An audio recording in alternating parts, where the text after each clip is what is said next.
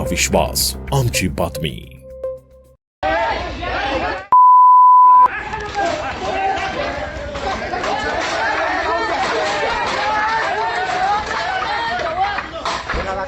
हा आमच्या इथे येऊन शासनाचं, महाराष्ट्र शासनाचं कार्ड घेऊन फोटो दाखव पूर्ण फोटो व्यवस्थित बघून घ्या।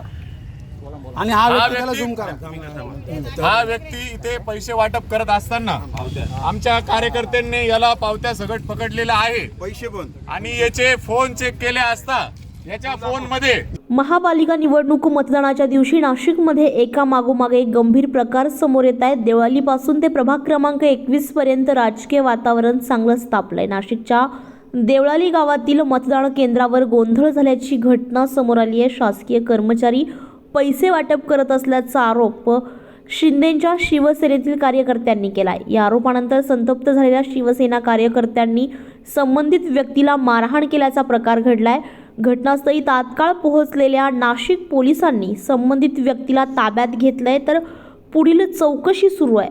दरम्यान नाशिकच्या प्रभाग क्रमांक 21 मध्ये आणखी एक घटना घडलेली आहे। ही गंभीर घटना नाशिकच्या प्रभाग क्रमांक 21 मधून समोर आली आहे। भाजपचे उमेदवार नितीन खोले यांच्या घरावर हल्ला झाल्याची माहिती समोर आली आहे। शिंदेच्या शिवसेनेतील कार्यकर्त्यांनी नितीन खोले पैसे वाटप करत असल्याचा आरोप केलाय।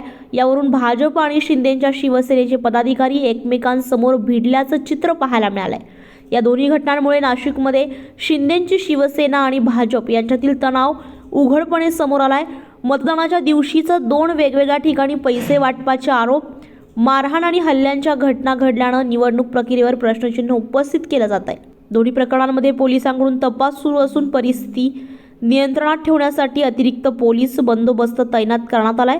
निवडणूक आयोगाच्या निर्देशानुसार पुढील कायदेशीर कारवाई केली जाणार असल्याची माहिती प्रशासनाकडून देण्यात आली आहे। नाशिकमध्ये मतदानाच्या दिवशीच घडलेल्या या घटनांमुळे राजकीय वातावरण अधिकच तापलेलं असून पुढील घडामोडींवर संपूर्ण राज्याचं लक्ष लागलंय। ब्युरो रिपोर्ट, आपलं शासन, नाशिक। आपलं शासन, तुमचा विश्वास, आमची बातमी।